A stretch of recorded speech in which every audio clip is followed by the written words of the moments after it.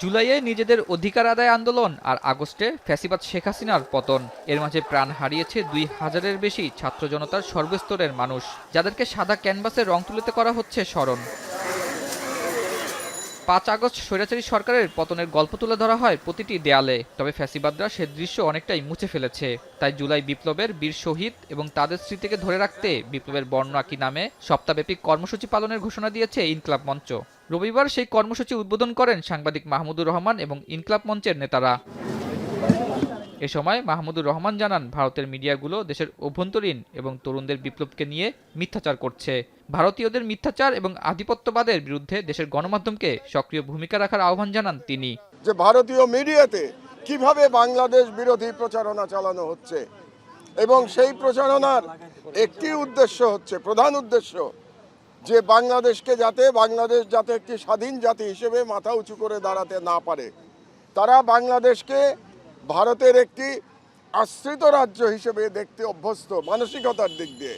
সেই সাথে ফ্যাসিবাদদের পতন হলেও ভারতের বিরুদ্ধে আন্দোলন চালিয়ে যেতে হবে এবং যার পতন হয়েছে সে যেন আর ফিরে আসতে না পারে সেদিকে খেয়াল রাখার আহ্বান জানান তিনি।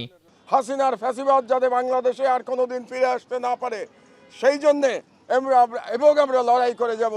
ভারতীয় আধিপত্যবাদের বিরুদ্ধে লড়াই করে বাংলাদেশের স্বাধীনতা অক্ষুণ্ণ রাখবার জন্য আমাদের লড়াই অব্যাহত থাকবে। ইনকিলাব মঞ্চের নেতারা বিপ্লবের স্মৃতিকে ধরে রাখতে গ্রাফিতি অঙ্কন এবং দেওয়াল লিখন কর্মসূচি অব্যাহত থাকবে বলে জানান।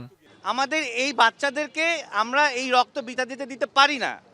এই শহীদি সপ্তাহে প্রত্যেক দিন হোক, সারা জীবন হোক, যতদিন এই বাংলাদেশ থাকুক। ১৬ বছরের আন্দোলনকে আমরা সবাই যেন আমাদের স্মৃতিতে ধরে রাখি। সরকারি বেসরকারি অফিসে যত দেয়াল আছে এর অন্তত একটা দেয়ালকে যেন শহীদি দেয়াল নামকরণ করা হয় এবং সেই শহীদি দেয়ালে আমাদের স্থানীয় যত শহীদ আছে এই জুলাই বিপ্লবে এবং যত জাতীয় পর্যায়ের শহীদ আছে সেই সমস্ত শহীদদের নাম যেন লিখে দেওয়া হয়। মুছে দেওয়া হয়েছে অনেক জায়গায় গ্রাফিটিগুলো, তো এরা বারবার মুছবে, আমরা বারবার রাখবো। জুলাই বিপ্লবগুলো আমরা মুছতে দিব না, ওইগুলো আমরা ধরে রাখবো। যতদিন মুছবে ততদিন আমরা রাখবো। বাংলাদেশে যত স্ট্যাম্প আছে না, স্ট্যাম্পের আদলে আবু সাইদের ছিল, এটা আঁকবো ওই জায়গায় আমরা। দেশের প্রতিটি শিক্ষা প্রতিষ্ঠানের দেয়াল সহ সব জায়গায় গ্রাফিতি অঙ্কনের মাধ্যমে জুলাই বিপ্লবের শহীদের আজীবন স্মরণ রাখার আহ্বান জানান তারা।